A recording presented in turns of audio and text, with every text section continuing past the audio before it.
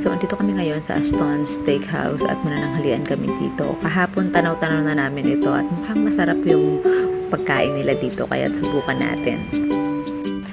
At ito naman ang kanilang mga side dishes at ang kinuha ko ay garden veggie and corn at ang chihuahua ko naman ay kumuha ng Caesar salad and mashed potato. So, kapag kakain ka sa steakhouse, talaga namang steak yung habol mo. Kaya yung ibang mga pagkain sa menu nila, wag mo nang pansinin. Charot. Pero yun nga, yun ang pinaka-importante, ang matikman yung steak nila.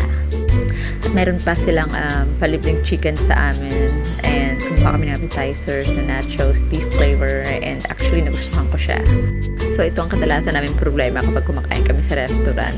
Kung kukuha ba kami ng appetizer, kasi usually sa appetizer pala mabubusog ka na.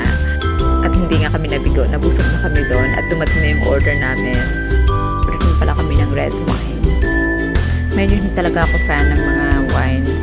Pero so far, nagustuhan ko naman ang kanilang red wine. So far, so good. So, para sa kaalaman ng lahat, makakakain na kayo dito sa Aston Steakhouse sa halagang 5,252 yung total naman kinain namin. Para sa akin, mura na itong steakhouse na ito at masarap din man siya.